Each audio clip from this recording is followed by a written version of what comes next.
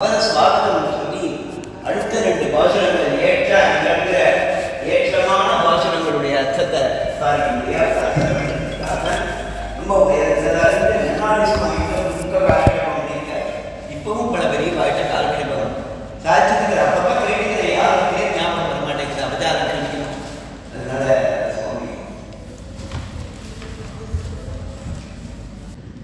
यस्यावद्भक्तजनार्थं तुमन्येषु विचारितवर्णं स्तभेवतारस्तमनन्यलक्ष्मीसम्भं शरणं प्रपद्ये श्रीमान् वेङ्कटनाथार्य कवितार्केकेसरी वेदान्ताचार्यवर्यो वेसविदत्तां सदाकृति ज्ञानानन्दमयं देवं निर्मलस्फटिकाकृतिम् आधारं सर्वविद्यानां हयग्रीवमुपास्महे प्रपद्ये निरवध्यानां श्रद्धां पदां शरणं भवपीतानां शतकोपीश्वरम् सिंहनाथसर्वोपदिन्द्रष्टं लक्ष्मीसंवदनैकपात्रं श्रीरङ्गवीरगुराक्षरगोवर्धं वेदान्तदेशिकन्दकोपद्ये श्रीमद्रङ्गजटारसन्दमिवराल्लब्धामां तत्त्वं श्रीमद्वीरर्होद्वाचार्यपादारविन्दाश्रम श्रीमद्वेदवंशदेशिकतेः कारुण्यरक्षास्त्रं देवे रङ्गद्वीनशास्त्रं नारायणं योगिनं वेदान्तदेशिकेतीन्द्र स्वदाब्जबन्धुं नारायणाद्यमृकृपात्तबोधं श्रीरङ्गनाथेतुर्यदयावन्दं श्रीराजगोपौर्मात्मनाट्यमेडे वेदान्तदेशिकेतीन्द्रकटाक्षलब्धत्रैकन्धसारमणबद्धिगुणबुधाग्र्यं नारायणादिदुर्वाषुतं श्रीरङ्गनाथशेखरमाश्रयामः.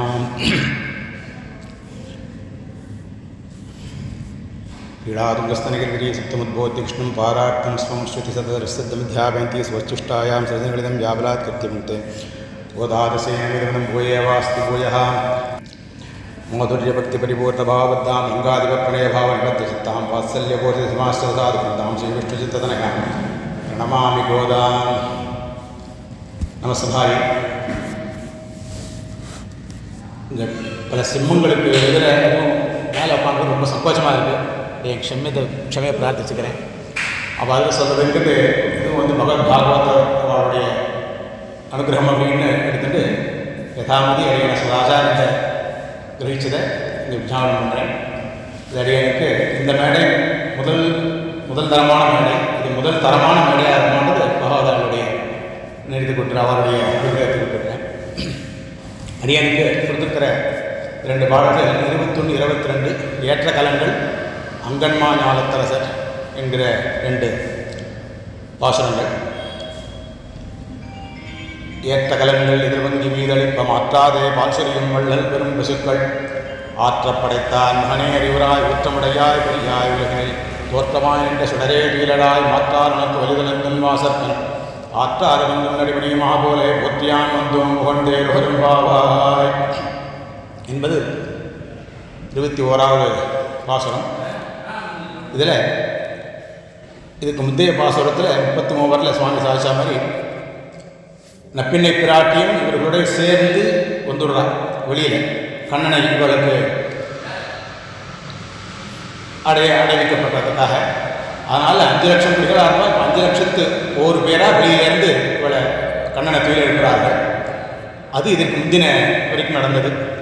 அதில் இந்த பாசுரத்தில் முன்னாடி பிரதிபதார்த்தம் பண்ணுவோம். அதுக்கப்புறம் சுவாபதேசம் எதா பற்றி அங்கே அடியாங்க ஆசாரியர் சொல்கிற வழக்கம் பிளவாக்கம் ரகேஷர்களுடைய அனுபவம் எப்படி இருக்கும் அப்படின்னு சொல்லிட்டு சில விஷயங்களை சாதிச்சிருக்கார்.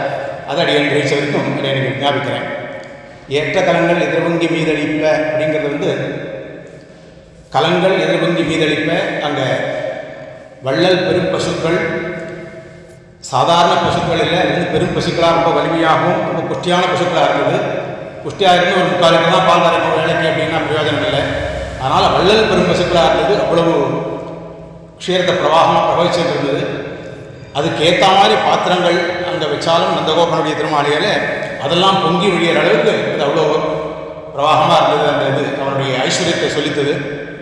அதுக்கப்புறம் அப்பேற்பட்ட நந்தகோபாலன் ஆற்றப்படைத்தவனான நந்தகோபாலன் அவனுடைய மகனை அறிவுராய் தூயிலழாய் அப்படின்னு சொல்லிட்டு தோற்றமாய் நின்ற சுடரே தூயிலழாய் வேத பிரதிபாதனான அப்பேற்பட்டவனே இங்கே வந்து ஜோதிஷாக இங்கே வந்து பெருஞ்சோதியாக அவதாரம் பண்ணியிருக்கே அப்பேற்பட்டவனே தூயிலழாய் மாற்றார் எப்படி நாங்கள்லாம் வந்தோம் அப்படின்னா மாற்றார் உனக்கு வலி தொலைந்து உன் வாசற்கன் வந்து உன் நடிபணியுமா போலே எப்படி வந்து உன்னுடைய எதிரிகள்லாம் எவ்வளவு போராடியும் முடியாமல் உனக்கே ஆட்பட்டு உன்னுடைய திருவடியிலே வந்து ஆசிரியிக்கிறார்களோ அதுபோல நாங்களும் வந்து எங்களுடைய சுவாபிமானம் விழுந்து இங்கே வந்து உன்னை ஆசிரியத்தோம். ஆனால் அது பெருமை கூட இல்லை. போற்றியாம் வந்தோம் புகழ்ந்து, போற்றி புகழ்ந்துன்னு ரெண்டும் கிட்டத்தட்ட ஒரே மாதிரியான சப்தமாக இருக்கும், அர்த்தத்தை கொடுக்குற சப்தமாக இருந்தாலும் அதில் வந்து ஒரு சட்டில் டிஃப்ரென்ஸ் அப்படின்னு அவர் ஏன்னாக்க இல்லைன்னா போனோரித்தியம்ங்கிற தோஷம் வந்துடும். ஆனால் அப்படி ஆழ்வாராதிகளோ பிராட்டி அப்படி யூஸ் பண்ணிக்க மாட்டாங்க இல்லையா. அதனால் ஒன்று போற்றிங்கிறது வந்து ஒருத்தரை அவனுடைய குணங்களையே சொல்லி பாடுவது, அதுக்கு வந்து அவளுக்கு பிரயோஜனம் இல்லாத ஒரு அனுபவத்துக்காக பண்ணலாம். ஆனால் புகழ்ந்துங்கிறத போது ஒருத்தரை வந்து புகழ்ந்துங்கிறது வந்து அது உண்மையாக மட்டும் இருக்கணுன்றது இல்லை, உண்மையாகவே இருக்கணுன்றது இல்லை, நமக்கு சுவார்த்தமாக கொஞ்சம் காரியமானனாலும் ஒருத்தரை புகழலாம் அப்படின்னு இருக்கு. ஆனால் இப்போ இவாளுக்கு முன்னாடி வந்து போற்றினார்கள், அவருடைய குணங்களை சொல்லி சுதித்தார்கள். இந்த புகழ்ந்துன்னு வரும்போது இவாளுக்கு அடுத்தது வந்து பறை கேட்க போகிறார்களா. ஆனால் இவாளுக்கு ஒரு பலன் ஆகும், அதற்காகவும் சேர்ந்து அது புகழ்ந்து என்றானது அப்படின்னு அனுபவிக்கிற வழக்கம். இப்படியாக இதனுடைய பிரதிபதார்த்தம் அமைந்தது. இதில் முக்கூர் ஸ்ரீமத் அழகேசிங்கர் இது அத்தனை அவசரங்களையும் வடமொழியில் சம்ஸ்கிருதம் பண்ணியிருக்கார், திருப்பாவஸ்வாக்காக அப்படின்னு போட்டு அதையும் விஞ்ஞாபிக்கிறேன்.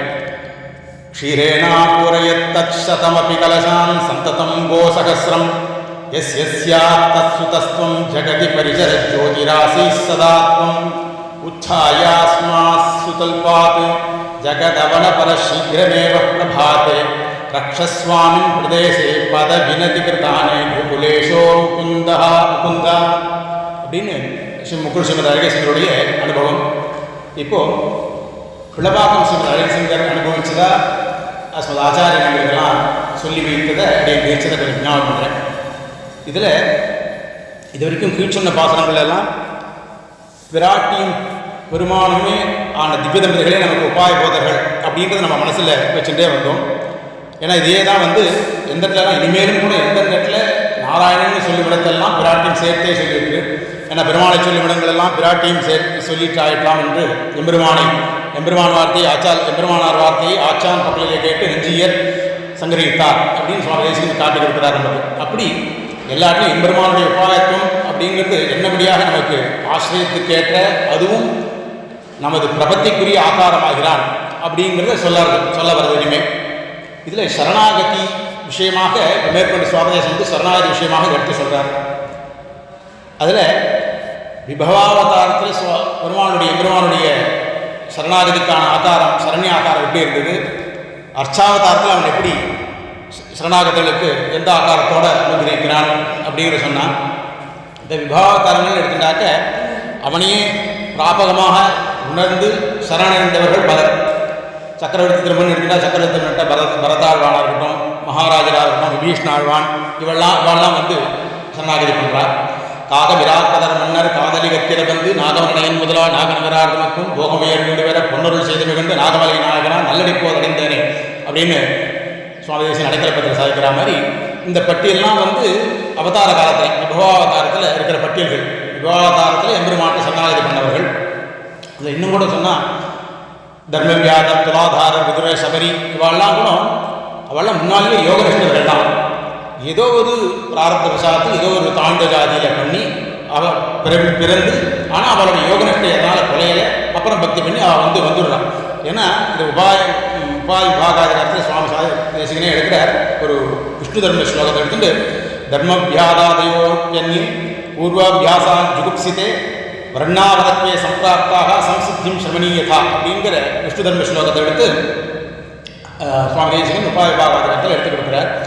இவெல்லாம் பக்தி யோகத்தில் வந்து உபக்கிரமத்துக்கு மட்டும்தான் வந்து திரைவர்ணிக்க இதெல்லாம் நிபந்தனை எல்லாம்.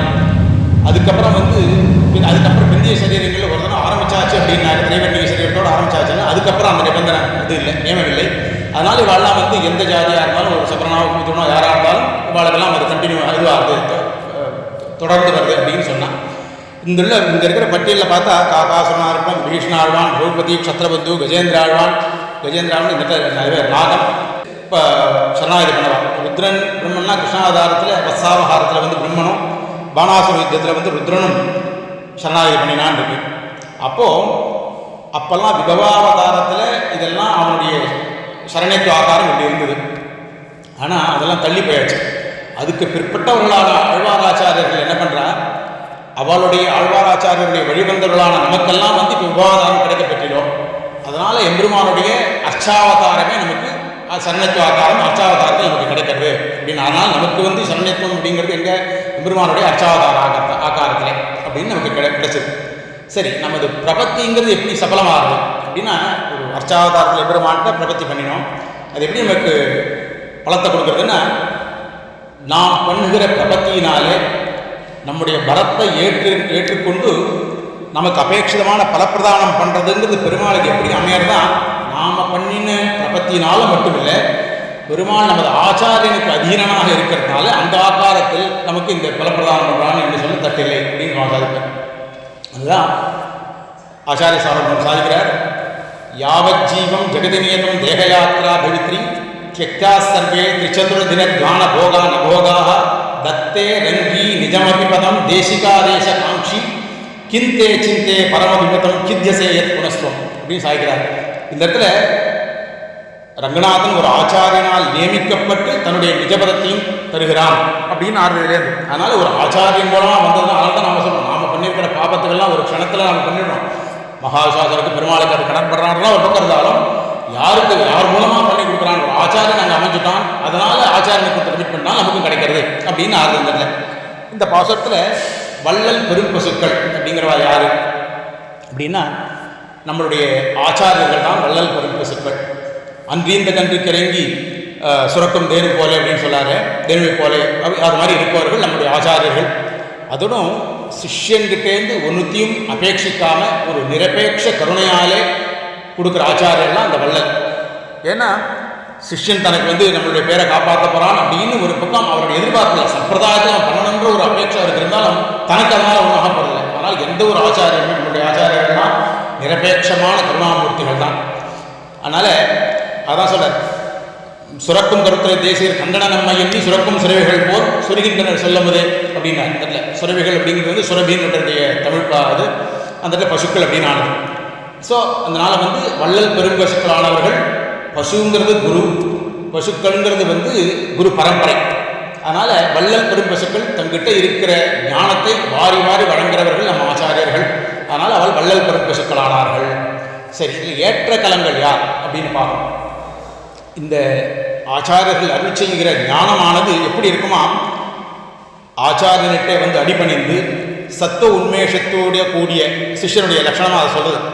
பரீட்சை லோகான் சந்திச்சு இது இருக்கேன், கர்மஜிதான் பிராமணம் நிர்வேதமாயான் நாஸ்தி கிருதக்கத்தேன அப்படிங்கிறதுல தஸ்யச வித்வத் உபசன்னாய சம்யக்கு பிரசாந்த சித்தாய சமான்விதாய அப்படின்னா, இதெல்லாம் வந்து சிஷ்யனுக்கு இருக்கக்கூடிய ஒரு லட்சணங்கள். அவன் வந்து இதை அதிகரிக்கிற போது அதனால் பிரசாந்த சித்தனாக இருக்கணும், சமான்விதனாக இருக்கணும், சம்யக் உபசன்னனாக இருக்கணும் அப்படின்னு ஆச்சாரிய உபதேசத்தை மனதில் கிரகிச்சுண்டு, அது தவிர இன்னொரு புருஷார்த்தம் இல்லை.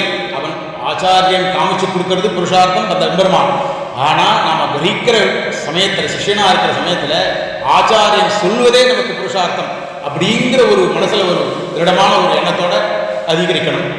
அதனால் அது எப்படி இருக்கணும், யாக்கியவல்கிட்ட ஜனகன் கேட்ட மாதிரி வேறு எந்த ஒரு சிந்தனையும் இல்லாமல் ஆச்சாரியன்கிட்ட நம்ம அதிகரிக்கிறது ஒன்றே, அந்த விஷயம் என்ன நமக்கு புருஷார்த்தம்னு எடுக்கணும் அப்படின்னா.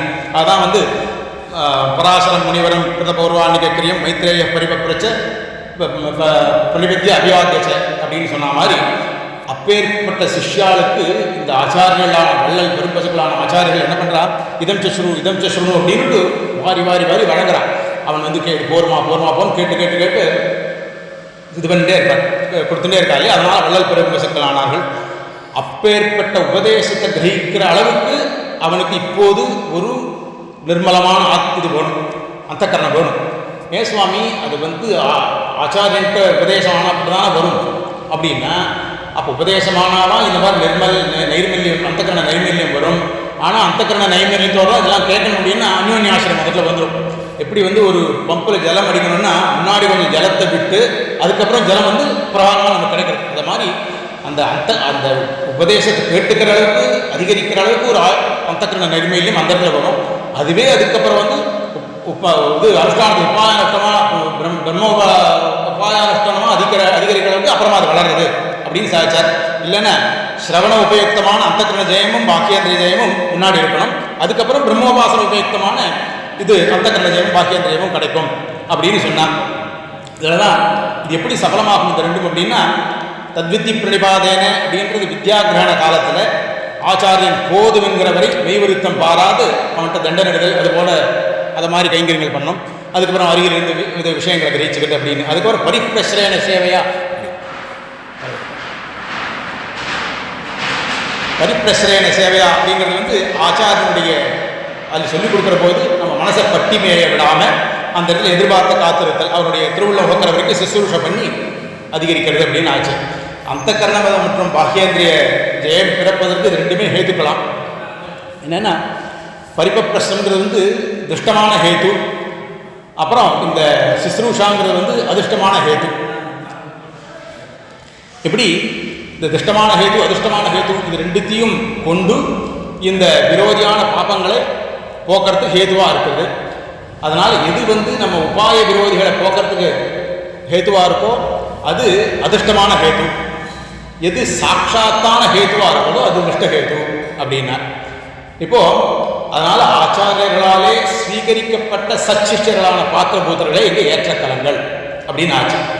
ஏன்னா இதில் சுபாஷித நீதியில் சுவாமி தேசிகன் சாதிக்கிற போது இந்த ஒரு ஆச்சாரியனுடைய திருஷ்டிக்கு பாத்திரமாயிட்டான் அப்படின்னாக்க மீதம் இருக்கிற 1011 கண்களாக இருந்து அந்த திருஷ்டி எதுவும் பிரயோஜனம் இல்லை அப்படின்னா. என்னது இந்த 1011 கண்கள் அப்படின்னா, ஏகைவ குரோஹோ திருஷ்டியா துவாபியாம் வாபி லபேத்தியது நதது திரிசிருபிகி அஷ்டபிகி அஷ்டாபிகி சகசிரேனாபி கசிச்சிது அப்படின்னா இதில் சுபாஷித நீவியில்.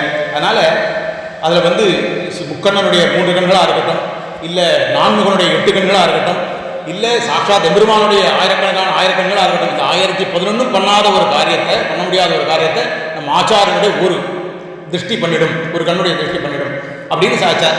அப்படி அந்த ஆச்சாரனுடைய வைபவத்தை இப்படி சொல்கிறது.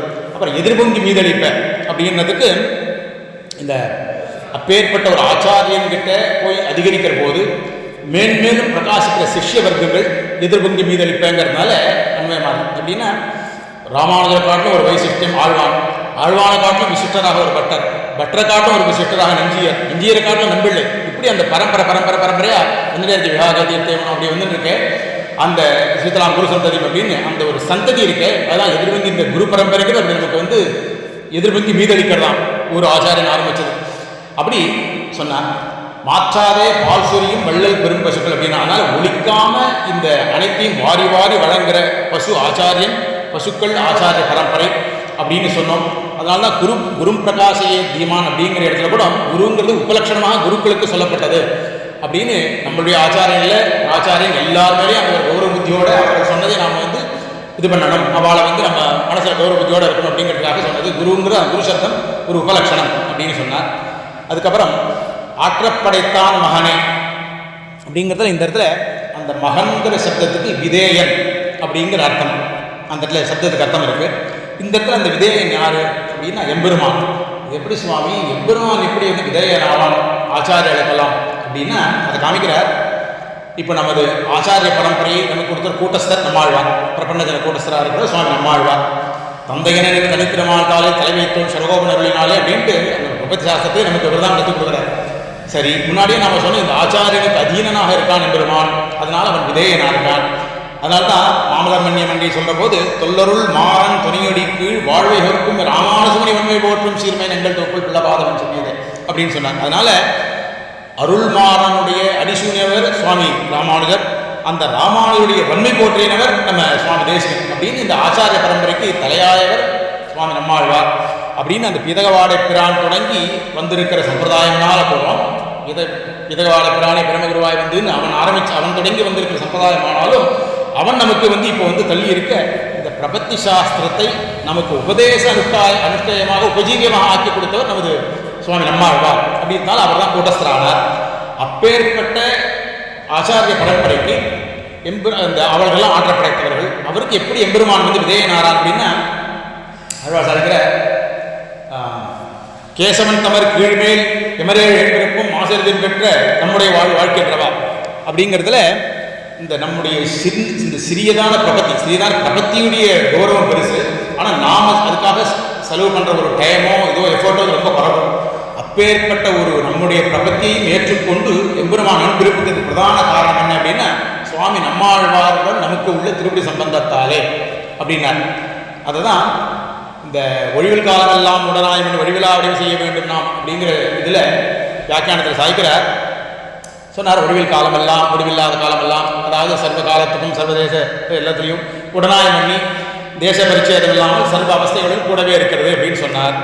சொல்லிட்டு டுகதர்னஸ் எப்பவும் பெருமாள் கூடவே இருக்கு, கைங்கரியம் பண்ணிட்டே இருக்கணும் அப்படின்னு. அது எப்படி இருக்கணும், அது அவன் கூட இருக்கிற கைங்கரியம் அப்படின்னா பவாசே வைதேகியா கிரிஜானுஷம்சதே அகம் சர்வம் கரிஷ்யாமி ஜாகிரத சுமதசதே அப்படின்னு எப்படி இளைய பெருமாள் சொன்னாலும் சாதிச்சாரோ அப்படி இருக்கணும், கைங்கரியத்தை ஆசைப்படணும் அப்படின்னா சரி.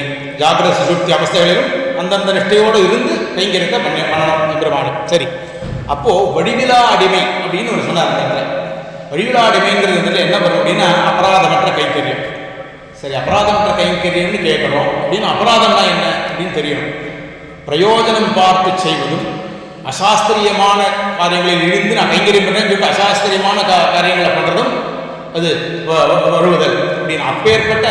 ஏன்னா இவர் கீதாச்சாரியனே சாய்க்கிறார். அது கீதா சங்கத்தில் ஆணை மராத பிரதேவர் அல்லா வழக்கோர் சுரர் இது கோணை மராத குணச்செல்வு நீ குறிக்கொன்மறையை பேணிய தத்துவமும் பிணியற்ற கிரிசைகளும் அப்படின்றதுதான் அந்த வழிவிலா அடிமை அப்படின்னு ஆனது. அதே நாம் இதில் சொல்ல போகிறோம், நித்தியம் நிரபராதேஷு கைங்கரியேஷு நீ சொமாம் அப்படின்னு சுவாமி தேசிகர் பின்னாடி காமிச்சு கொடுக்குறார். அதனால் இதில் இருக்கிறது ஒரு பிரயோஜனம் பார்த்து செய்யாமல் இருப்பது வழிவிலா அடிமை, பாப்ப பீருவாக இருக்கிறது, அதெல்லாம் தான் அபராதம் கலவாத கைங்கரியங்கள் அப்படின்னா. இந்த இடத்துல வழிவிலா அடிமை செய்ய வேண்டும் நாம் அப்படின்னு சாட்சாத் ஆழ்வார் அந்த வியாக்கியானத்தில் சொல்கிறார். இந்த இடத்துல நாம் யார் சொல்லியிருப்பார் அப்படின்னா தன்னையும் தன் மனசையும் சொன்னார் அப்படின்னு ஒரு நல்ல ஒரு நிர்வாகம் பண்ணார் வீட்டுக்காரர். அப்புறம் என்ன பண்ணார், இல்லை அவ எப்போ கேசவந்த மாதிரி பரப்புன்னு சொல்லிட்டாரோ அப்படி சொல்லிட்டாரோ தன்னுடைய பரம்பரை எல்லாருக்குமான சொல்லியிருக்காரு. ஆனால் எப்போ நம்மாழ்வார் தன்னை ஒட்டி வந்த அத்தனை பேருக்கு சேர்த்து தான் இந்த இடத்துல நாம்னு சொன்னார் அப்படின்னு நிர்வாகம் பண்ணினார். அந்த அப்பேற்பட்ட அந்த பலபரியந்தமாக்கி வைப்பது சுவாமி நம்மாழ்வாரே. நம்முடைய பிரபத்தி பலப்பிரதானம் கிடைக்கிற அளவுக்கு நமக்கு பண்ணி வைக்கிறது சுவாமி நம்மாழ்வார் அப்படின்னு ஒரு விஷயம் கிடைச்சது. அதனால் சுவாமி நம்மாழ்வாரே இதற்கு ஆற்றப்படைத்தான் ஆனார், அவருக்கு பரமவிதேயனானார் எம்பெருமான். அதனால் ஆற்றப்படைத்தான் மகனே அப்படின்னு அந்த ஆச்சாரிய பரம்பரைக்கு விதேயனான எம்பெருமானே அப்படின்னு போட்டாலாம். அறிவுராய் அப்படின்ட்டு இவர் விபவாவதாரத்தில் எப்படி ஆற்றப்படைத்தானாக இருந்தார் அப்படின்னு ஆற்றப்படைத்தான் மகனாக இருந்த நிலை எப்படி இருந்ததுன்னா, இந்த சரண்யத்துவ ஆகாரம்ன்றது பகவானுக்கு அவதார உத்தேசமானபடியாலே அவன் விபவாவதார விவரமாக சொல்லணும் அப்படின்னாக்க எப்போதிருந்தோ அவனுக்கு ஒரு தாம் தோன்றியாக வந்த ஒரு ஐஸ்வர்யம். அப்பேற்பட்ட ஐஸ்வர்யத்தையே உதறித்தள்ளி இங்கே ஒரு சக்கரவர்த்தியின் மகனாகவும் ஒரு ஆயனின் மகனாகவும் பிறப்பெடுக்கிறான். அப்பேற்பட்ட ஒரு சௌலபியத்தையும் சௌசல்யத்தையும் கொண்டு இங்கே எடுக்கிறான். அப்படி இருக்கிறப்போ எப்போ தனக்கே உரித்தான அந்த எப்போ வந்ததுன்னு தெரியாத அனாதிகாலமாக தன்னோடவே இருக்கிற ஐஸ்வர்யத்தை உபயோகூதியான ஐஸ்வர்யத்தையே விட்டுட்டு அதை திரஸ்கரித்து இங்கே பண்ணியிருக்கான் அப்படின்னா இங்கே இருக்கிற இங்கே பெற்று வளர்த்த ஒரு 10,000 1 லட்சம் இது பசுக்களை தன்னுடைய ஐஸ்வர்யமாக நினைப்பான். அது கூட நினைக்கலையாம். அவன் தன்னுடைய அந்த சுவாமித்துவத்துக்கு லட்சணங்களான அவருடைய சங்கச்சாக்கிராதிகளோ கிரீட்டங்களோ அதையெல்லாம் திரஸ்கரித்து கடைசியில் ஒரு தலைப்பாகையும் குச்சியுமே கை கொண்டிருந்தான் அப்படிங்கிறார் விரைவா.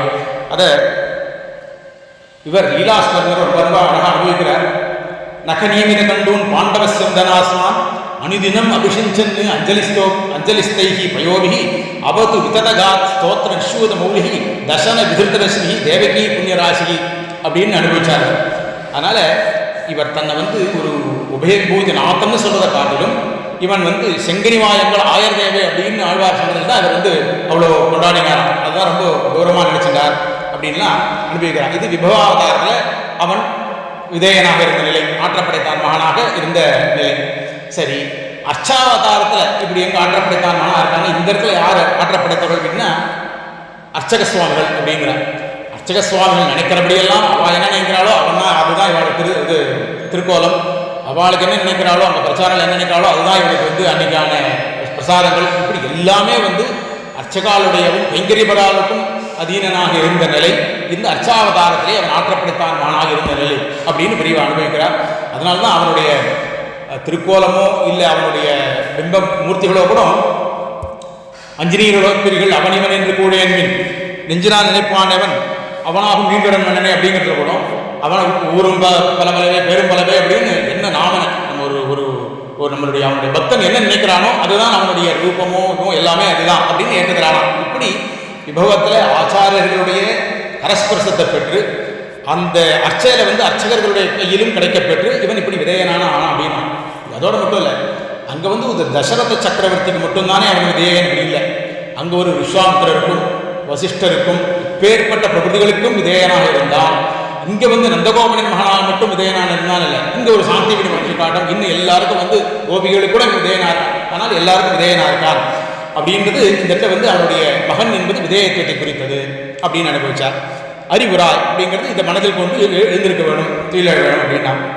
ஊற்றமுடையாய் பெரியாய் அப்படின்னா இந்த ஊற்றம் அப்படிங்கிறது என்ன அப்படின்னா, இந்த ஊற்றமாக இருப்பதும் ஊற்றமுடைத்தவனாக இருப்பதும் சரி, பெரியவனாக இருப்பதும் சரி, இவனுடைய சரணாகத லட்சண பிரகாரத்துக்கான லட்சணங்கள்.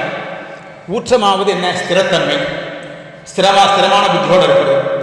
சரணாகத லட்சணத்தில் ஒரு காலம் சஞ்சலமே இன்றிக்கே அவன் வந்து இந்த ஒரு ஊற்றத்தோடு இருக்கிறது அப்படின்னா, இதை தான் ஸ்ரீபாஷகர் ஸ்தைரியம் அப்படிங்கிற பதத்தை போட்டு பிரயோகிச்சார்.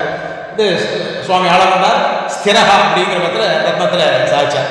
இதை இந்த ஸ்திரகாங்கிறது வந்து தர்மி வாசகம், இது வந்து தர்மம், அந்த ஸ்திரகாட்ட இருக்கிற தர்மம் ஸ்திரத்துவம் ஸ்தைரியம் அப்படிங்கிறது.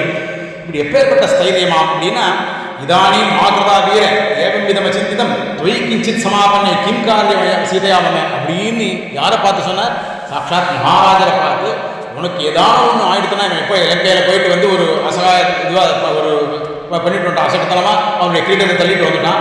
அதை பார்த்து பயந்து போன பெருமாள் இது மாதிரி சொல்கிறார், நீ மாட்டி இது மாதிரி அசகத்தனமாக அங்கே போனையே, உனக்கு ஏதாவது ஒன்று ஆயிருந்ததுன்னா எனக்கு சீதை கிடைச்ச மட்டும் எனக்கு அவளால் என்ன பிரயோஜனம் அப்படின்னு பிராட்டியை கூட தள்ளி வச்சு தன்னுடைய நட்பை வந்து அதை ஒரு கௌரவமாக எப்படி கொண்டாடினானே, அப்பேற்பட்ட மகாராஜர் சொன்னபோது கூட அதையும் புறந்தள்ளி விட்டு இவன் வந்து சிறுதேய பிரபனாய கவாஸ்மிதி ஜாச்சிதை அப்படின்னு சொல்லிட்டு எப்போ தன்னுடைய சரணாகதனுடைய குரல் நம் காதல் கேட்க பெற்றோமோ அப்பயே அவனை நான் கொடுத்துட்டேனே அப்படின்னு அந்த மகாராஜருடைய வார்த்தை கூட புறந்தள்ளி இவன் சரணாகதன் ரட்சணத்தை காப்பாற்றினானே, அப்பேற்பட்ட ஊற்றமுடையவன் அப்படின்னா. இதை 5ஆம் திருவாழ்வையில் ஊரெல்லாம் துஞ்சி அதில் ஆழ்வார் பார்க்குறார். ஆழ்வாருக்கு வந்து அதுக்கு முந்தின 10 வரைக்கும் இவருடைய ஆற்றாமை தாங்காமல் இருந்தது. அதுக்கப்புறம் சரி ஏதோ ஒரு போக்கில் இவருக்கு வந்து ஒரு இது கொடுக்கணும், விழா கொடுக்கணும்னு திருக்குறுங்குடி நம்பியாக சேவை சாதிக்கிறார். அந்த சமயத்தில் ஆழ்வாருக்கு வந்து ஒரு சந்தோஷப்பட்டார், சரி ஏதோ மானசாதாரமான கடைசி அப்படின்ட்டு பிரீத்தியோட. ஆனால் அதே சமயத்தில் அவருக்கு ஒரு மனசில் ஒரு கலக்கம் இருந்துதான், அடடா மானசாகாரமானே அமைஞ்சு போயிட்டு இது வந்து நம்மளுக்கு வந்து ஒரு பிரத்யட்சமாக ஒரு உருவழி தோற்றமானது அவனுக்கு வந்து இந்த வழிக்கு சேவிக்கப்பட்டோன்னு இருக்கிறது ஒரு சில விசலேஷம் பண்ணுற முடிக்கு இல்லையே, நமக்கு அமையலையே, ஏதோ மானசாகாரமாக கிடைச்சார் அவ்வளோதான் அப்படின்னு ஒரு பிரீத்தியும் அப்ரீத்தியும் கலந்தா மாதிரி இருந்தது அப்படின்னு எழுதிட்டார் அந்த வீட்டுக்காரர். அது எப்படி பிரீத்தியும் அப்ரீத்தியும் எப்படி ஒரே சமயத்தில் இருக்க முடியும்? 2 எதிர்த்து தட்டுகளாச்சு, அது எப்படி அமையப்படும் அப்படின்னா அதுக்கு காமிக்கிறார். அந்த இடத்துல பரதாழ்வான் சித்திரக்கூடத்தை வந்து பிரார்த்திக்கிறான் பெருமாள் கிட்ட திரும்ப வந்துவிடணும்னு. அப்போ வந்து இதை வந்து விரதத்தை விட்டு மீண்டும் படை வீட்டுக்கு எழுந்துள்ள வேணும், திரும்ப முடிசூடிக் கொள்ள வேணும் அப்படின்னு பிரார்த்திக்கிறான். இவர் வந்து அதெல்லாம் முடியாது, உங்களுக்கு வந்து அப்பாவுடைய பித்ருவாக்கிய பரிபாலனை ரொம்ப முக்கியம் அப்படின்னு தன்னுடைய அந்த இடத்துல வந்து தன்னுடைய இதை காமிக்கிறார், அசஞ்சலமான புத்தியை காமிச்சு அதை வந்து காப்பாற்றுறார். அப்போ அங்கே இருந்த பௌர ஜனங்களுக்கெல்லாம் ஒன்று தோணித்தான், அப்ரீதியும் பிரீத்தியும் கலந்தவாறு அப்படின்னு இருக்குது. அது எப்படி பௌர ஜனங்களுக்கு எப்படி அப்ரீத்தியாக இன்னொரு பெருமாள் இங்கே இருக்கணுட்டான் பித்ருவாக்கிய பரிபாலனத்துக்காக. ஆனால் 14 வருஷ காலம் நாம் என்னுடைய தரிசனத்தை இழந்தோமே அப்படிங்கிற ஒரு அப்ரீத்தி. அதே சமயத்தில் ஒரு மூலையில் ஒரு பிரீத்தி இருக்கலாம். எப்போ வந்து ஒரு தகப்பனாருடைய சத்தியத்தை பரிபாலனம் பண்ணத்துக்காக இவ்வளோ திடமாக இருக்கானோ, இவன் நம்மளை ரட்சணம் அந்த சரணாகத ரட்சணத்தில் எவ்வளோ திடமாக இருக்கான் அப்படிங்கிற ஒரு பிரீத்தி கலந்துதான். ஆனால் நம்ம தொலையிட்டு இருக்கலாம், 14 வருஷம் செலுச்சுன்னு இருப்போம், அப்புறம் இவன் நம்மளை காப்பாற்ற போகிறான் அப்படின்னு. அதனால் பிரீத்தியும் அப்ரீத்தியும் அப்படி கலந்து இருந்தது அப்படின்னு சொன்னார்.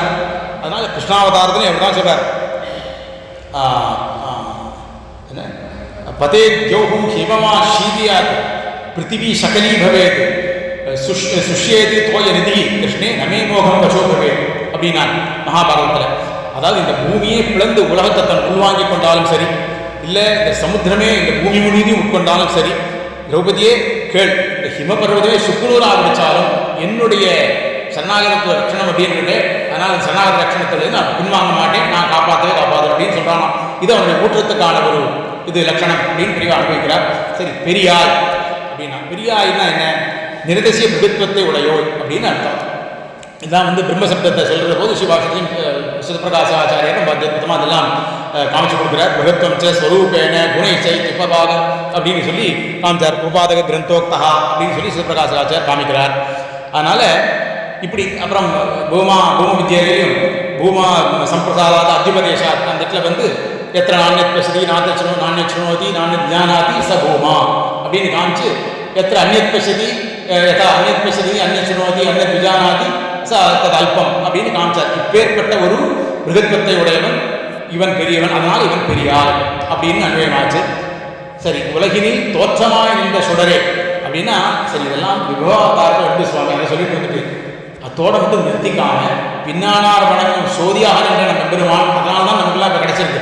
அவன் அன்னைக்கு பண்ணின காரியங்களெல்லாம் வச்சு இன்னைக்கு ஆழ்வார்கள் அவதரிச்சான். ஆழ்வார்கள் அவதரிச்ச காலத்துலேயும் வந்து அவன் விபவாதாரத்தில் இல்லை. அதனால் அந்த அர்ச்சாவதாரத்திலேயே பார்த்து அதில் பக்தி பண்ணி எம்பெருமானை அவனுடைய விபவாதாரத்தை நினைச்சு இப்படி பண்ணாலாம். கல்லெடுத்து கல்மாரி காத்தா என்னும் அப்படின்னு அதை நினைச்சிட்டார். உடனே காமர் பூங்கச்சு ஊரகத்தா என்னும் அப்படின்னார். வில்லிருத்து வெள்ளியத்தோள் தோய்ந்தா என்னும் வெக்காவில் துயிலே விழுந்த வேந்தே என்னும் மல்லெடுத்து மல்லரை என்ற அட்டா என்னும் மாக்கீண்ட கைத்தரத்தன் மைந்தா என்னும் அப்படின்னு அன்னைக்கு விபவாதாரத்தை நிறுத்திக்காம அதை அனுபவிச்சு அதை பிரமாணமாக கொண்டு இப்படி அர்ச்சாவதாரத்தை அனுபவித்தார்கள் நம்ம ஆழ்வார்கள் அப்படின்ட்டு காமிச்சாங்க. அதனால விபவாதார சேஷ்டங்களை நமக்கு கண்முன்னே காட்டி தருகிறான் எம்பெருமான். இல்லைன்னா அவன் வந்து அன்னைக்கு வந்து பீஷ்ம துரோணாதிகளுடைய அத்தனை அம்புகளையும் கண்முன் ஏற்று ஒரு பார்த்தசாரதி மூர்த்தி என்ன, அந்த ஒரு ஸ்வரூபம் என்ன, இல்லை ஒரு அந்த அயனுடைய அயனேய வேதியின் மேல் ஆவிர் வலித்த தேவபெருமானுடைய திருமேனி என்ன, இப்படி இதெல்லாம் நம்ம பார்க்குற போது அன்னைக்கு அவன் பண்ணி விவகார இது காரியங்கள் நம்ம கண்முன்னே தோன்றுகிறது. அதனால்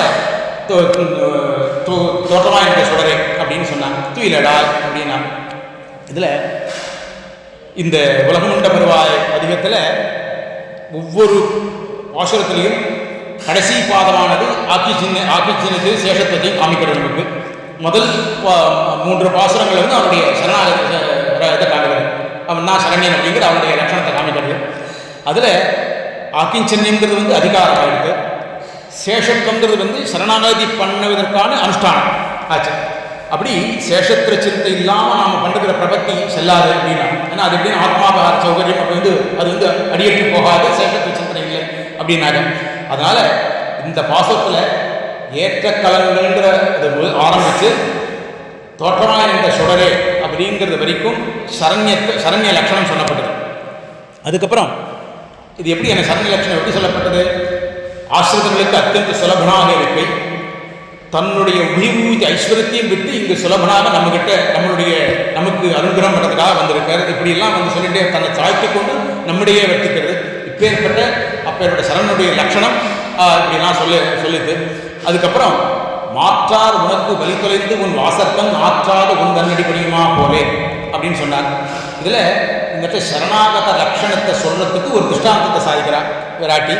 எது போலே வந்தோம் அப்படின்னா வந்து உன்னடி பணிந்தோம். எது போலே வந்தோம்னா எங்களுடைய இதில் வந்து மாற்றார் உனக்கு வழி தொலைந்து உன் வாசற்பன் ஆற்றாது வந்து உன்னடி பணியுமா போலே, அதாவது தங்களை பகவானுடைய விரோதிகளாக நினைந்து ஏறிட்டு கொண்டவர்கள். ஏன்னா பகவானுக்கு விரோதிகள் ஒருத்தரும் இல்லை, தன்னை பகவானுக்கு விரோதிகளாக அவளை ஏறிட்டுக்கிறாளாம். அப்பேற்பட்ட மாற்றார் தங்கள் கர்ப்பம் ஒழிந்து சுவாத்மா அபிமானம் ஒழிந்து தாங்க இங்கே வந்தார்கள். அதுபோல நாங்கள் வந்தோம் அப்படின்ற. ஏன்னா இதில் சொல்ற போது 556 வாழ்வில் உற்றார்கள் எனக்கு இல்லை யாரும் இன்னும், உற்றார்கள் எனக்கு இங்கே எல்லாரும் இன்னும் அப்படின்னும் போது முதல் இதில் வரியில உற்றார்கள் எனக்கு இல்லை யாரும் இன்னும் தன்னை உற்றாராக கொண்டு இருப்பவர்கள் யாரும் இல்லையேன்னு ஒரு வருத்தத்தை சொல்வதாகவும், அடுத்தது உற்றார்கள் எனக்கு இங்கே எல்லாரும் தன்னுடைய மனோபாவ பிரகாரம் எனக்கு எல்லாரும் உற்றார்கள் தான், ஆனால் பக்தர்களை என்னை உற்றானாக கொண்டவர் ஒருத்தர் இல்லையே அப்படிங்கிறதா சொன்னதாக இருக்குது. அதனால அப்பேற்பட்ட எம்பெருமான திருவுள்ள பிரகாரம் அனைவரும் அவருக்கு உற்றவர்களே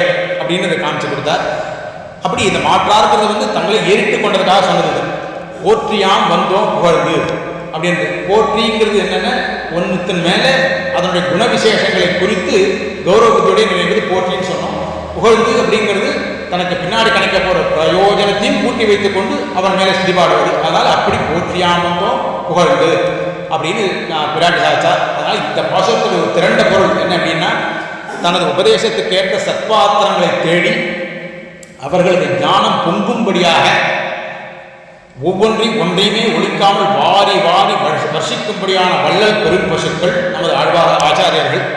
அந்த பெரும்பசுக்களாகிற ஆற்றப்படைத்தார்களுக்கு, அப்பேற்பட்ட ஆச்சாரியர்களுக்கு விதேயமானவனே, இன்னொன்னுக்கு முயற்சி அப்படின்னு சொல்ல முடியாத அளவுக்கு இருக்கிற பெரியோர், சரணாகதனை ரட்சிப்பதிலே ஊற்றம் உடையவனாகிய நீ, நாங்கள் மாற்றார்கள் போலே எங்களுடைய சுவாத்மாபிமானம் ஒழிந்து உன்னிடம் சரணடைந்தோம், எங்களுக்கு துயிலழார் அப்படிங்கிறது என்னுடைய திரண்ட பொருளாக சுவாபதேசமாச்சு. அடுத்ததாக 22ஆம் பாசுரம். அங்கன்மா ஞானத்தரசர் அபிமானமங்க மாயமந்திரன் பள்ளிக்கட்டு கீழே சங்க வெறுப்பார் போல் வந்துதலை பெய்தோம் கிங்கினி வாய் செய்த தாமரை பூ போலே செங்கன் சிரிச்சிறிதே எம்மேல் விழியாவோ திங்களும் ஆதித்யனு விழுந்தார் போல் அங்கன் இரண்டும் கொண்டு எங்கள் மேல் நோக்குதியே எங்கள் மேல் சாபம் இழிந்தேரோ. இந்த பாசுரத்துக்கு பிரதிபதார்த்தம், அங்கண்ணன் இந்த அழகியமான இடங்களையுடைய மா ஞானம், இந்த பெரிய பூமி பரப்பு, அதில் தங்களையே சக்கரவர்த்திகளாக ஒவ்வொருத்தரும் நினைச்சிருக்கிற அரசர்கள், தங்கள் மேலே சுவாபிமானத்தை கொண்டிருக்கிறவர்கள், அவர்கள் உன்னுடைய தங்கள் அபிமானம் விழுந்து நின் பள்ளிக்கட்டு கீழே சங்கம் இருப்பார்கள், அவருடைய திருப்பள்ளிக்கட்டு கீழே கூட்டம் கூட்டமாக இருந்தார்கள். அதுபோல தலைப்பெய்தோம், நாங்களும் அனுபவம் பெற்றோம். எப்படி அப்போ நீ என்ன பண்ணணும் சார், நீங்கள்லாம் வந்துட்டீங்களோ என்ன பண்ணலாம் அப்படின்னா, உன்னுடைய திருக்கண் மலர வேணும், எங்கள் மேலே கட்டாட்சிக்க வேணும். எப்படி செங்கன் சிரிச்சிருது என் மேல் விழியாகும், அது எதனால் செங்கன் சிரிச்சுங்கிறத மேற்கொண்டு சொல்லப்படும். அதனால் அப்படி நீ பண்ணினா சரினால் உங்கள் மேல் திருஷ்டி உனக்கு என்ன பண்ணணும் அப்படின்னா, இப்படியே எங்கள் மேல் சாபம் இழிந்து அப்படின்னு எங்கள் மேல் நாங்கள் பண்ணின பாப்பகர்மாக்கள் புண்ணியகர்மாக்கள் எல்லாம் செஞ்சத பாப்பங்கள் மட்டும் இல்லை, பிராரத கர்மாக்கள் கூட எனக்கு ஒழிந்து போகும் அப்படின்றதாக இதுக்கு மேலோட்டமாக ஒரு அர்த்தத்தை சொன்னார். இதுக்கு முக்கூர் ஸ்ரீமத் அழகேசனுடைய ஸ்லோகமானது,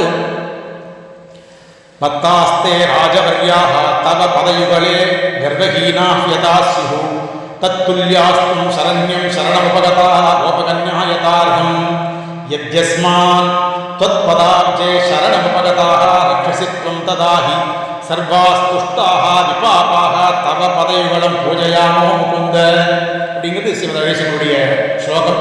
இதில்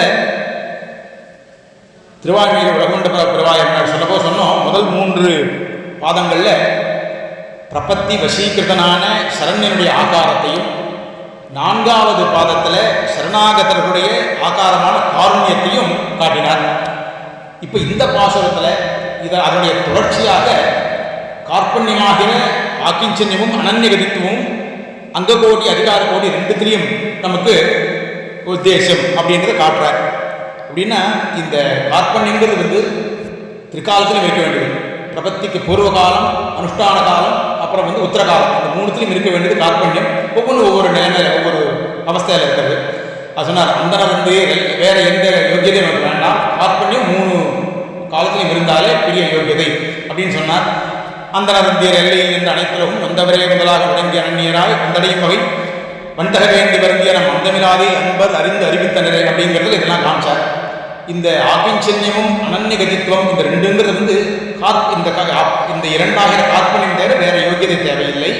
இது பிரபத்தி அனுஷ்டானத்துக்கு அங்கமாக இருக்கிறது அப்படின்னார்.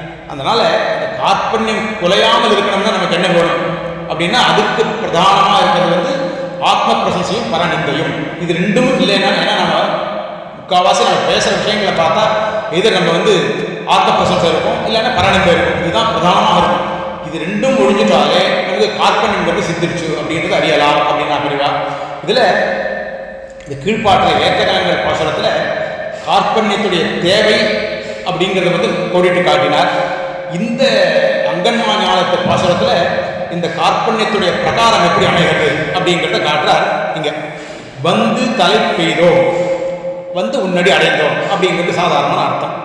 இதில் தலை பெய்தோம்னா எப்படி இந்த அர்த்தம் நமக்கு கிடைக்கிறது, உன்னடி அடைந்தோம் அப்படிங்கிறதுனா, இதில் 3ஆம் 2ஆம் திருவாரூரில் தலைப்பெய் காலம் நவந்தமர் பாசம் விட்டால் அப்படிங்கிற இடத்துல அடைவது அப்படிங்கிறது புருஷார்த்தமாக அடைவதுங்கிறது ஒரு பிராப்தி, உபாயமாக அடைவதுங்கிறது இன்னொரு பிராப்தி. இப்படி தலைப்பை காலம் ஆழ்வார் காட்டுகிறதுக்கு இங்கே தலைப்பெய்தோம் அப்படின்னா உன்னை அடைந்தோம் அப்படிங்கிற அர்த்தம் நமக்கு கிடைச்சது. அப்புறம் இதை தான் சொன்னார் நம்ம சம்சாராவர்த்தவை அப்படிங்கிற ஞாச திலக ஸ்லோகத்திலையும், நிசங்க தத்துவதிஷ்டியா நிரவதிகதையும் பிராப்திய சம்ரக்ஷகம் துவாம் அப்படின்னா, துவாம் சம்ரக்ஷகம் பிரார்த்திய, அதாவது உன்னை உபாயமாக அடைந்து அப்படின்னு இந்த இடத்துல அர்த்தம் கிடைக்கிறது. ஏன்னா எம்பெருமான உபாயமாக அடைந்த பிறகுதான் நாம் வந்து நிர்பரமாகவும் நிர்பரனாகவும் ஆகும். முன்னாடியே நம்ம நிர்பரனாகவும் இருந்தோம்னாக்கா நம்ம எம்பெருமான்ட்ட அடைய போறதில்லை. அதனால அந்த இடத்துல வந்து உபாயமாக அடைய வேண்டிய அவசியம் இல்லை. அனுபவத்துக்கு அடையிறது வேற விஷயம். நிர்பரனாகவும் நிர்பயனாகவும் இருந்து அவனை வந்து அனுபவத்துக்கு அடையிறது வேற. உபாயமாக அடைந்த பிறகுதான் நமக்கு நிர்பரத்துவம் இதுவும் வேற கிடைக்கிறது. அதனால வந்து ப்ராப்பராக அடைந்தோம் அப்படிங்கிறது இந்த இடத்துல கிடைச்சது. எம்பெருமான வந்துதலை பெய்தவர்கள் உடனே பிராபகனாக வந்து அடைந்தோம் அப்படின்றது. எது போல அப்படின்னா அங்கன்மா ஞாலத்தரசர் அபிமான பங்கமாய் வந்து பள்ளிக்கட்டு கீழே.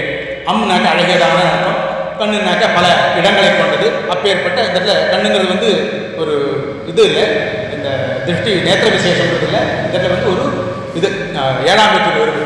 அதனால அங்கன் மா ஞாலத்துக்கு ஏற்பட்ட பெரிய தேசத்துல இந்த அங்கன் மா ஞாலத்துக்கு ஒரு ஸ்தான விசேஷம் ஆச்சு. ஏன்னா அரசர் அப்படிங்கிறது இந்த இடத்துல அரசர்ங்கிறது வந்து கௌரவத்தியோட பன்மை சொல்லுது, மொத்தம் சொல்றதில்லை. இந்த எத்தனை யோகங்களையும் மொத்த நாடு இருந்தாலும் இல்லை. அங்கன்மா ஞாலத்து அரசர் அப்படிங்கிறது பன்மை குறிக்கிற சொல்லி இந்த இடத்துல. அப்பேற்பட்ட அரசர்கள் ஒவ்வொருத்தரும் வந்து தங்களுக்குன்னு ஒரு சின்ன இதை பிரதேசத்தை ஆண்டு தாங்கள் தான் அரசர்கள், தாங்களே சக்கரவர்த்திகள் அப்படின்னு ஒரு அபிமானத்தோடு இருந்தாலும். அதுதான் சுவாமி தேசியம் காமிக்கிற வைராக்கிய தேசத்தில், வைராக்கிய பஞ்சகத்தில் சோனி கோண சதாம்ச பாலனகலா துர்வாரகமானல அப்படின்னு சொன்னாலே அப்படி இந்த பரந்த உலகு, அழகான இடங்களை கொண்ட உலகு, அதாவது நூற்றுக்கணக்கான பிரதேசங்கள், அதில் ஒவ்வொரு சின்ன பிரதேசம் இந்த ராஜாக்கெல்லாம் ஆண்டுருக்கா. அப்படி ஆண்டுருக்கிற போதே அவளுக்கு வந்து ஒரு சுவாபிமானம் அவ்வளோ ஜாஸ்தியாக இருக்கிற அவளுக்கு அந்த கர்ப்பங்கள்லாம் அந்த அபிமானத்தை ஒழித்து அவர்கள் வந்து தின் பள்ளிக்கட்டு கீழே அப்படின்னா. இதில் எப்படி இருந்ததோ அந்த வாழ்லாம் வந்து ஒழிஞ்சதுன்னா, இதில் ஸ்ரீமத் பாகவதத்தை தசமஸ்கந்தத்தில் உத்தரார்த்தத்தில் சொல்கிறார் 70ஆவது சர்க்கத்தில், ஜரா அப்படிங்கிற ஒரு அசுர சுபாவத்தில் ஒரு பெண்மணி, அவள்கிட்ட வளர்ந்ததான ஜராசந்தன் அப்படிங்கிற ஒரு க்ஷத்ரிய ராஜா. அவன் மகத தேசத்தை ஆண்டு வந்தான். அவன் எல்லாரையும் தன்னுடைய கர்ப்பத்தினால பல ராஜாக்களை, பல்லாயிரக்கணக்கான அரசர்களை வென்று அவருடைய ராஜ்யங்களெல்லாம் பிடிங்கிட்டு அவளை எல்லாமே சிறைப்படுத்தின்னு வந்துட்டான். அதை நம்ம கண்ணன் வந்து ஏதோ ஒரு யாஜமாக கொண்டு அவளெல்லாம் வென்று பீமனை கொண்டு அவளை ஜராசந்த கதையை முடிச்சு அந்த ராஜாக்களெல்லாம் விடுதலை பண்ணி அவளுக்கு அந்த அவளுடைய பிரதேசங்களை கொண்டு நீங்கள்லாம் போய் உங்கள் இடத்துல போயிட்டு சுகித்திருங்கள் அப்படின்னு சொல்லி அனுப்புறானா. அப்போது அவள்லாம் சொல்கிறாளாம் அந்த ராஜாக்கள்லாம், நவயம் ராஜ்யகாட்சினா சத்தியம் சவே இச்சாமோகி வயம் புருஷ தவ பாத சரோகம் அப்படின்னு அவள்லாம் சொல்கிறாங்க. சத்தியம் பண்ணி சொல்கிறோம் கிருஷ்ணா, எங்களுக்கெல்லாம் எங்கள் ராஜ்யத்தில் இருந்த இதெல்லாம் போயிட்டு அபிமானம்லாம் போயிட்டு இனிமேல் எங்களுக்கு திரும்ப கொடுக்காத, ஜராசந்தன் பண்ணின உபகாரமானது எங்களுடைய அபிமானம் ஒழிந்தது அப்படின்னா. அதனால் அப்படி சொல்லி உடனே அவன்கிட்ட சரணாகதி பண்ணுறான். கிருஷ்ணாய வாசுதேவாய ஹரே பரமாத்மனே பிரணத சேஷநாசாய கோவிந்தாய நமோ அப்படின்னு சொல்லிட்டு அவன்கிட்ட சரணாகதி பண்ணுறார்கள். அப்படி தங்களுடைய ரக்ஷண சமர்த்தர்கள், தாங்களே ரக்ஷண சமர்த்தர்கள் அப்படிங்கிற அபிமானம் அவர்களை விட்டு ஒழிந்தது அப்படின்னா. இதை ராவணன் கிட்ட சொல்கிற போது அனுபவிச்சு சொல்லுவா, சுதரமாமதேஷு இலங்கை கிரேவன் தலைவர் துதிர ஓட்டி சொன்னாலே ஓர் வெங்கட உயிர்த்தவன் ஓதவண்ணன் அப்படிங்கிற இடத்துல இந்த ராவணன் பண்ண குற்றம் என்ன இந்த இடத்துல அப்படின்னா, சுதரமாமதேஷு இலங்கை அப்படிங்கிறது அவன் ஆண்டு வந்த பிரதேசம், அதுதான் அவனுக்கு ரக்ஷணம் அப்படின்னு நினைச்சிருந்தான். இது ஒரு பாதி. இன்னொன்று, அதுக்கு இறைவனும் தாண்டான் அப்படின்னு நினைச்சிருந்தான். இந்த சொத்து என் இது அப்படின்னு நினைச்சுட்டா போயிட்டு போறது, அதோட மட்டும் நினைச்சுட்டு இந்த சொத்து நம்ம அனுபவிக்கிறதுக்காக எவ்வளவானால் கொடுக்கப்பட்டதுன்னு நினைச்சுட்டானுக்கு இவன் சரியா போயிடும். அவனுக்கு இந்த அளவு பாபம் இது வந்திருக்காரு, சிக்ஷை தேவைப்பட்டது. எப்போ இந்த சொத்து என்னுடையதே, அதுக்கு இறைவனும் நானே அப்படின்னு எப்போ நினைச்சாலும் அப்போ அவனை ஒழிக்க வேண்டியதாக போயிருக்கு. அதுக்கு கிடைச்ச பலன் தான் நம்ம பெருமாள் பண்ணின சிக்ஷை அப்படின்னு அவன் தன்னை ஈஸ்வரனாக பிரமித்ததால் வந்திருந்த ஏற்பட்ட கேடு அப்படின்னார். அதனால இந்த அரசையும் ஆளுமையும் தங்களுக்கு ரட்சமாக எண்ணி இருந்த அங்கன்மா ஞானத்து அரசர்கள் ஜராசன் எப்படி தங்களுக்கு வந்து ஜராசன் தங்களுக்கு நன்மையே பண்ணினான் அப்படின்னு எண்ணினார்களாம். தங்களுடைய அபிமானம் ஒழிந்ததுனால இதை இதில் சாதிக்கிறார். ஹே ரோகாக மம யூயமேவ சோதகா எது நிஷ்பிஷோ அமிர்தா அப்படின்னு கேட்டு இதெல்லாம் வந்து நோச்சே கிருஷ்ண பதாரவிந்த பஜனம் வேதாந்த சித்தாமபி தியக்த்வா நிஷ்பிரமாத்து அகமகம் யாமியேவ யாமியாம் திசம் அப்படின்னார் நாராயணியத்தில். எப்படி ஏன் வியாதிகளே, நீங்கள் எங்களுக்கு வந்து ரொம்ப உபகாரத்தை பண்ணிடுறீர்கள், நீங்கள் மட்டும் என்னை ஆக்கிரமிக்கலை, என்ன ஆக்கிரமிச்சில்லைன்னா நான் வந்து இந்த வேதாந்த சிந்தனையும் போயிருக்கோம், கிருஷ்ண பதாரவிந்த தியானம் போயிருக்கோம், அதனால் நீங்கள் தான் எனக்கு வந்து ஆச்சாரியர்கள் அப்படின்னார் பட்டத்தில்.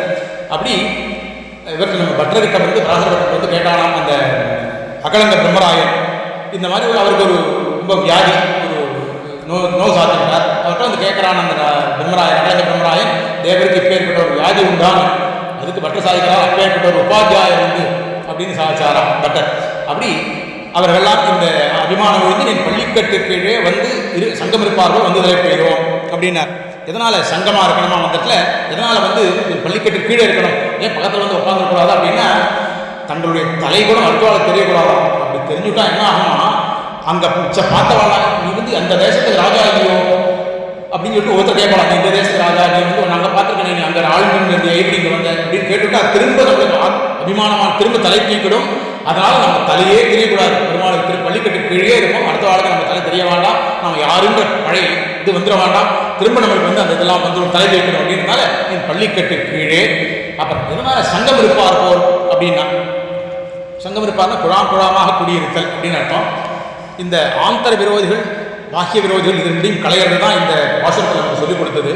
ஏன்னா தனிமையில் இருந்துட்டோம் அப்படின்னா அதில் வந்து சில அட்வான்டேஜ் டிஸ்அட்வான்டேஜ் சொல்கிறாங்க பாஷாந்தத்தில் ரெண்டுமே உண்டு நமக்கு.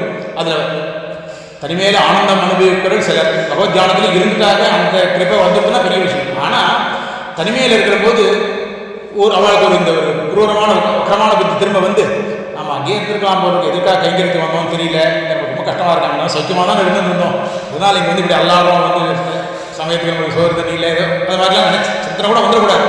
அப்படி அதே அந்த ஆச்சாரிய கோஷ்டி கூடையும் பிரிவா கூடையும் பாகவதாருடைய குணாம் கூட இருந்துட்டாங்க. நாம் எப்போவாவது ஒரு பிரசக்தினால் நம்மளுக்கு வந்து அது மாதிரி ஒரு அக்கிரபுத்தி தோணும் போது ஆச்சுன்னா கூட பக்கத்தில் இருக்கிற சிக்ஷிப்பாளாம் பேர்பட்ட கைங்கிறது. அப்படி அவளை பார்த்தும் நம்மளை திருத்திக்கலாம், அவள் சொல்கிற உபதேசங்களால் நம்ம திருத்திக்கலாம். அதனால் கூட்டமாக ஆனால் என்ன அந்த கூட்டமானது வந்து இந்த மாதிரி ஒரு பாகவத கோஷ்டி அமைஞ்சிடணும், வேற கூட்டத்தில் போய் கசத் கோஷ்டியில் சேர்ந்துடக்கூடாது. அதனால் சங்கம் இருப்பார் போல் அப்படி குழாமாக வந்து நம்ம பாகவத கோஷ்டியிலேயாவது நாங்கள் இருந்தோம் வந்தோம் அப்படின்னா அப்படிலாம் இருந்தோம் அப்படின்னு இந்த ரெண்டு நாள் சொன்னது. அதனால் ஆத்மரக்ஷாபர சமர்ப்பணத்துக்கு தேவையானது பூர்ணமாக வேண்டியது என்ன, பொழுதற்ற கார்ப்பணத்துக்கு கார்பண்யம் நம்ம போகணுனாக்க அதுக்கு கலைகள் இந்த பொழுதற்ற கார்பண்யம் அப்படின்னு வேணும் நமக்கு. அதை அதுக்கு வில்லங்கம் பண்ணக்கூடிய கலைகள் என்ன, ஆந்தர பாக்கிய விரோதிகள், அதை ஒழிக்கிறதுக்கு தான் இதெல்லாம் வேணும் அப்படின்னா. சரி இதெல்லாம் நீ சொல்லிட்டேப்பா ரைட்டுமா, இப்போ உனக்கு அதனால் என்ன தான் வேணுங்கிற அப்படின்னு ஆந்திர பாக்கிய அதுக்காக வந்து ஒழிக்கணும் அப்படின்னு தான் நீ சங்கம் இருப்பார்களோ வந்து தலை பெய்தோம், அதனால் எல்லாம் கூட்டமாக வந்தீங்களோ, பள்ளிக்கட்டு கீழே அமைந்தீர்கள், உங்களுக்கு திரும்ப பழைய அபிமானம் வரக்கூடாதுன்றதால சரி எல்லாம் ஒருத்தருக்கு என்ன வேணும் அப்படின்னு கேட்குறான் கண்ணன். கேட்டால் நீ என்ன பண்ணணும், பகவத் கிருபையாக கட்டாட்சத்தை இந்த பிரார்த்திக்கிறாளாம். கிங்கினி வாய் செய்த தாமரை பூ போலே அதுபோல செங்கன் சிரிச்சிருந்தே என் மேல் விழியாகும் அப்படின்னா முன்னாடி கேட்கறது என்ன, உன்னுடைய திருஷ்டி எங்கள் மேலே படணும், செங்கன் சிரிச்சிருதே என் மேல் விழியாவோ அப்படின்னு சொன்னான். இது போது கிங்கினி வாய் செய்த தாமரை பூ போலேன்னு ஒரு திருஷ்டாந்தத்தை காமிச்சான். இந்த இடத்துல சாத்மிய போக பிரதத்துவம் அப்படிங்கிறது ஒரு பெருமாளுக்கு ஒரு குணம். அதில் பகவான் தன்னையே உபாயமாக வரித்து தன்னையே பக்தி பண்ணுகிறவர்களுக்கு எப்படி கொடுப்பான், கொஞ்சம் கொஞ்சமாக அவர்கள் இச்சிக்கிற கைங்கரியங்கள் மூலமாக கைங்கரியங்களை கொடுத்து அதிலேயே அவளுக்கு ஒரு அனுபவத்தை ஆனந்தானுபவத்தை உண்டாக்கி அது மூலமாக அவள் பிரீத்தியை மேலே மேலே மேலே விருத்தி பண்ணி கடைசியில் பரவத்திய பிரஜான பரவத்தை அவளுக்கு தலை கட்டி தன்கிட்ட தன்னுடைய நித்திய கைங்கரியத்தை சேர்த்துக்கிறான் அப்படிங்கிறது சாத்திய பகவத் எடுத்த உடனே கொடுத்துறதில்ல பரவத்தை. இப்படி அவன் வந்து கொஞ்சம் கொஞ்சமாக கொடுக்குறான். அந்த பகவத் அனுபவ ஜனிதமான அந்த அந்தமில் பேரிடத்தை கொடுக்கறதுக்கு முன்னாடி இவ்வளோ ஒரு கிரமங்கள் இருக்கு. அதுதான் செங்கன் சிரிச்சிருதே எம்எல் விழியாவோ அப்படின்னு சொன்னாலாம். இந்த உத்தரோத்தர அனுபவம் பூர்வபூர்வ அனுபவம் வந்து நமக்கு வந்து செரிக்கணும். முன்னாடி பூர்வம் பண்ணின ஒரு பூர்வபூர்வ அனுபவமானது நமக்கு செரித்து அதை அனுபவிச்சு அதுக்கு மேலே கொஞ்சம் கொஞ்சமாக பெருமாள் எப்படி வந்து குழந்தைக்கு வந்து கொஞ்சம் கொஞ்சமாக பால் போட்டுறோம், ஒரு வழியாக கொடுத்து ஒரு பாட்டை அடைக்காம கொஞ்சம் கொஞ்சமாக பால் கொடுத்தாக்க அதுக்கு ஜீரணசக்தி வளரணும். அதை மாதிரி நம்மளுக்கு அனுபவத்தில் ருச்சி ஏற்படுத்தி பகவான் இப்படி கொடுக்குறாங்க. அதுக்காக செரிச்சிருதே அப்படின்னு சொன்னார். ஏன்னா இல்லைன்னா என்ன ஆகுமா, பசுவின் குளம்படியிலேயே வெள்ளம் பாய்ந்தார் போல் அப்படின்னு ஒரு புஷ்டாந்தத்தை காட்டுறேன். சின்ன குளம்படி அதுக்கு எவ்வளோ நீர் கொடுக்கணுமோ அப்படி தான் கொடுக்கணும். இல்லைன்னா என்ன ஆகும், மனத்தோனை பட்டிருந்தால் அதனால தான் ஆழ்வார் சாதிச்சார். இல்லைன்னா இந்த பெருமாளுடைய கட்டாட்சங்கிறது வந்து ஒரு பிரவாகமாக அடித்து தள்ளின்னு போயிடும், வெள்ளமாக அதில் நம்ம நிற்க முடியாமல் தள்ளின்னு போயிடும். அப்படி இல்லாமல் அந்த அதுக்கு மனத்தோனை பற்றி நிற்கணும், அதை கீழே விழுந்துடாமல் தள்ளின்னு போகாமல் இருக்கணும். அப்படி அவனுடைய பிரவாகமானது அப்படி இருக்கும். ஒரே வழியாக இருக்கிறதுலாம் எங்களுக்கு தாளமாட்டா நம்மளுடைய ஞானம் வந்து ரொம்ப குறைச்சல். அதனால் வந்து இப்படி சிரிச்சிருதே அப்படின்னு சாதிச்சார். இதில் இதுக்கு சொன்னோம் ஆற்றாமை அப்படிங்கிறது என்ன அப்படின்னா கிடைச்ச ஒரு வஸ்து அதை அனுபவிக்க பெறாமல் இருக்கிறது, அதுதான் ஆற்றாமை என்பது. அதனால இந்த ஆற்ற நல்ல வகை காட்டும் அம்மானே அப்படின்னு சாச்சார் ஒரு இடத்துல 4ஆம் பத்து வீட்டிலிருந்து எழுதும் அந்த பதிகத்தில்.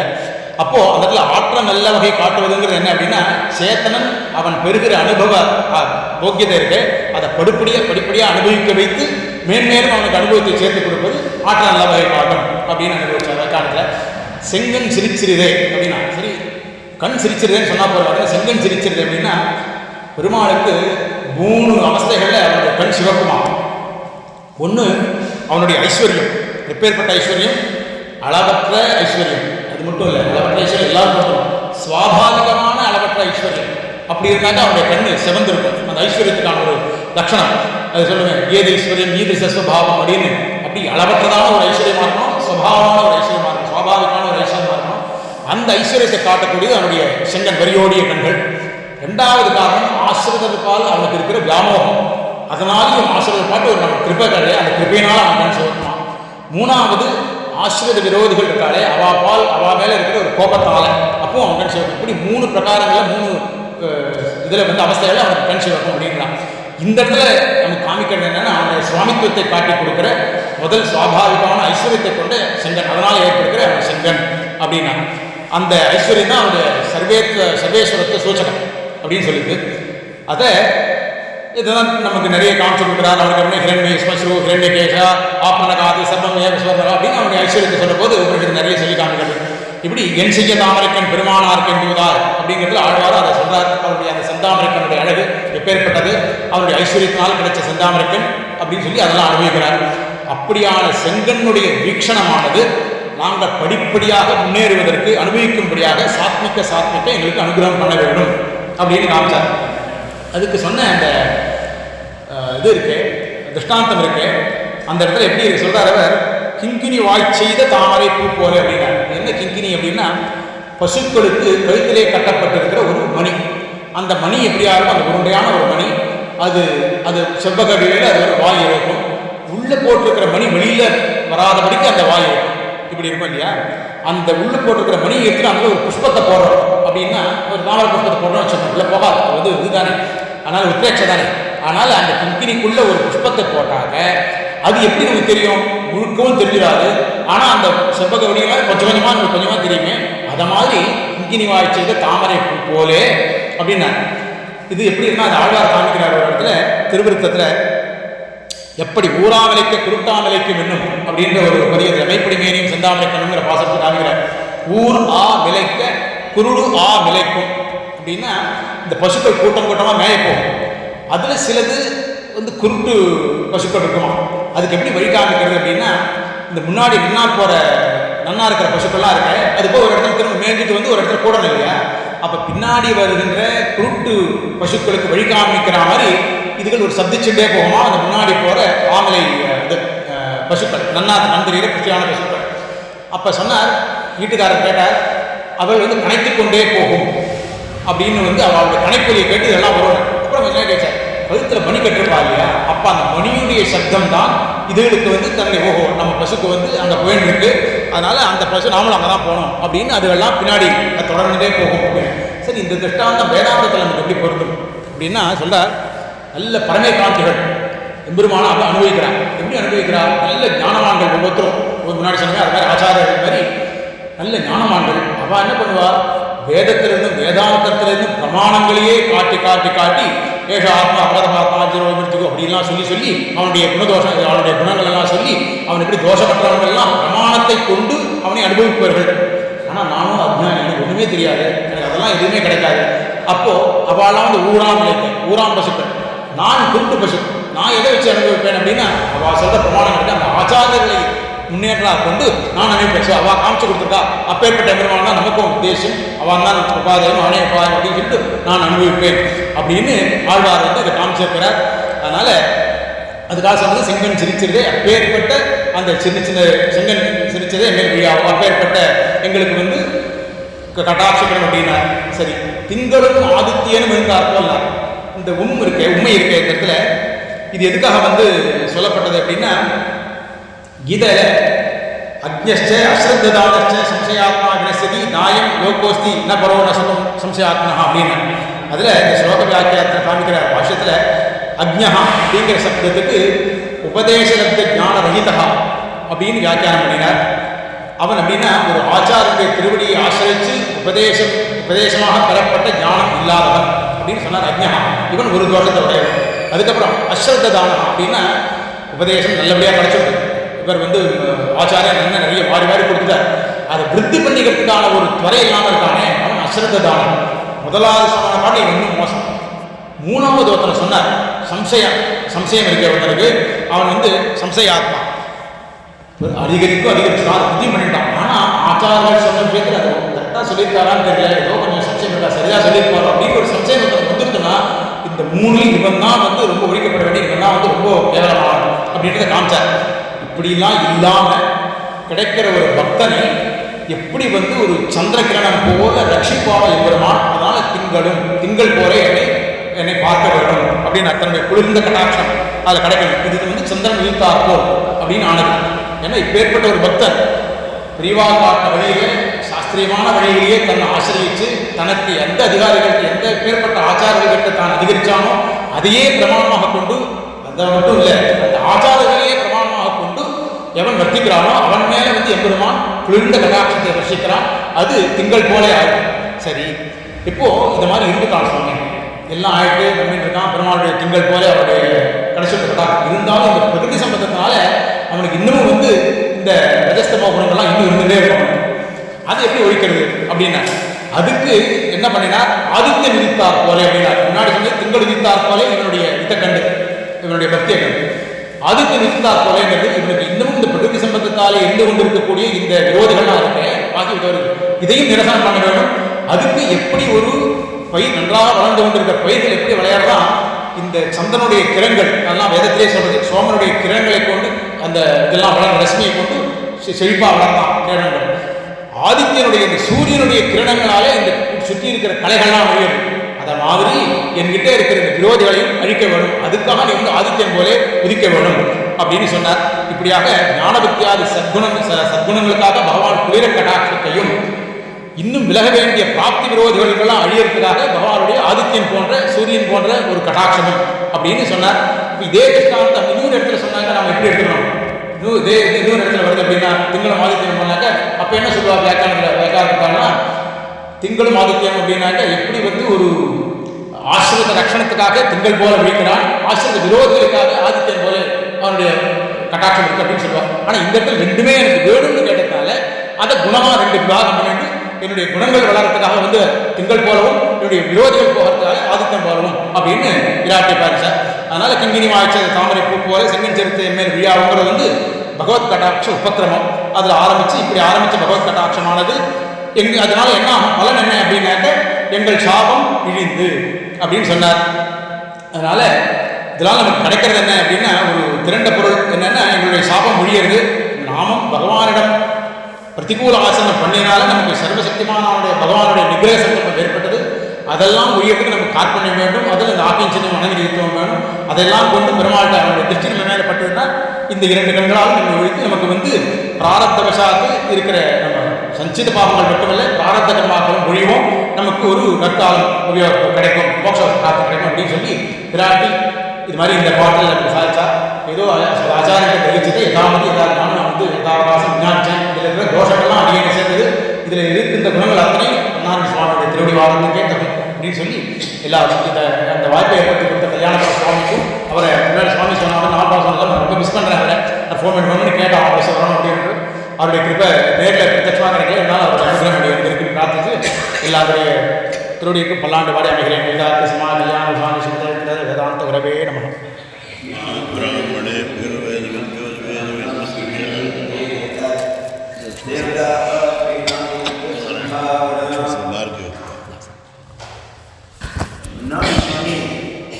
திருப்பாவையே ஒரு வருஷம் திருப்பாவையும் ரகசியத்தை சாதனம் திருப்பாவையும் கீதாபாஷ்யம் திருப்பாவையும் ஸ்ரீபாஷ்யம்னு அவர் எடுத்து இந்த காலக்ஷேபங்களை பிரதானமாக 25 வருஷமாக தன் போக்கிற்கு பலவிதமாக அதை சொல்லியிருக்கார். அவர் மணிமணி சுவாமி சுவாபதேசம் சொல்லும்போது நிறையா இன்ஃபர்மேஷனை பற்றி அது நிறையா பேரை பற்றி சொல்லக்கூடியதாக ஒரு பாசத்தை கழிச்சு விடுவழிகள் அவனை சுற்றி நிறைய அப்படியே ரொம்ப விசேஷமாக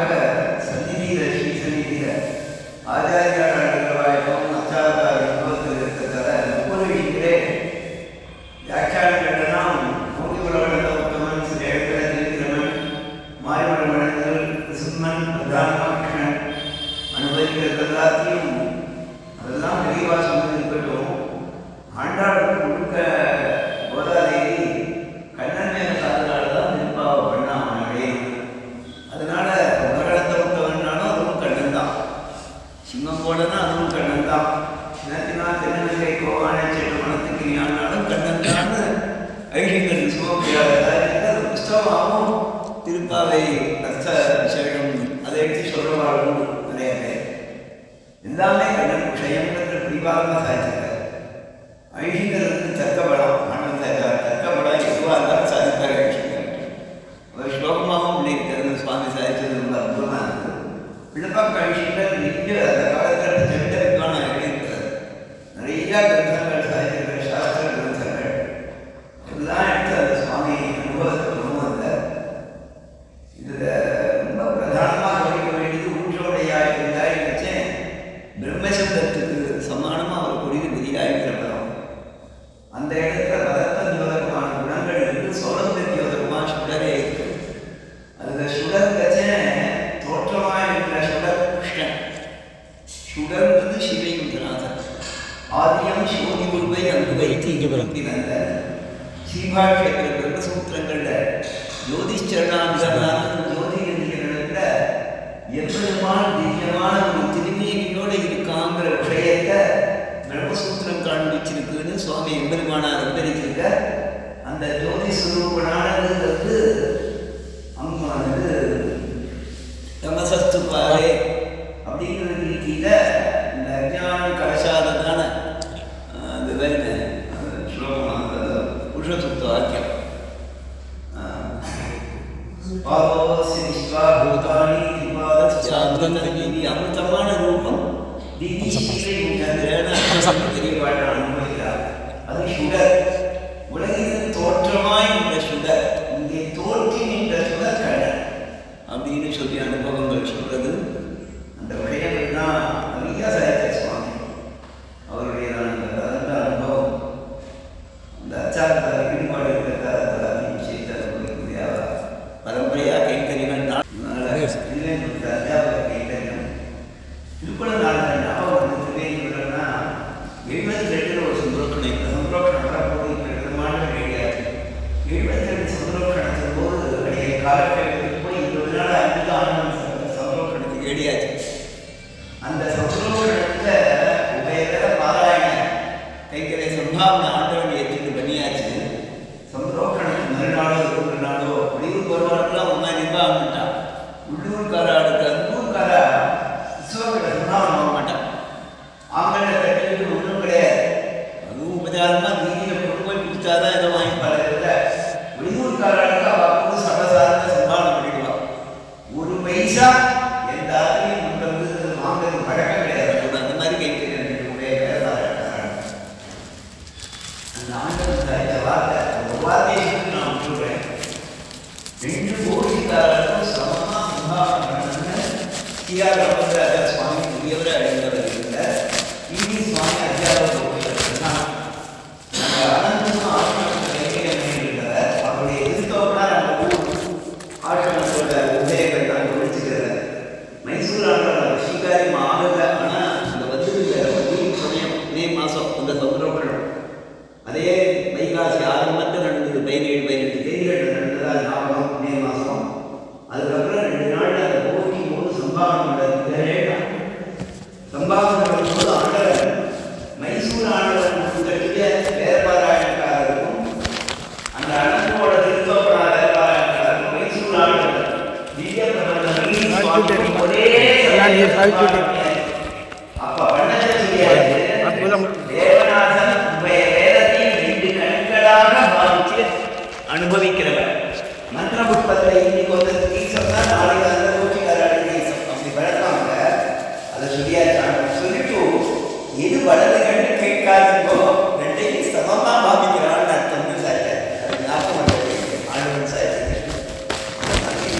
அமுதன் வேருக்கு தெரிந்தாப்புல பாக அமுதத்தை புரிஞ்ச மேலே வர பிடிப்ப நம் திருச்சத ராமாச்சார சுவாமி ஆசிரமத்தில் நித்திய கைங்கரியத்தில் 7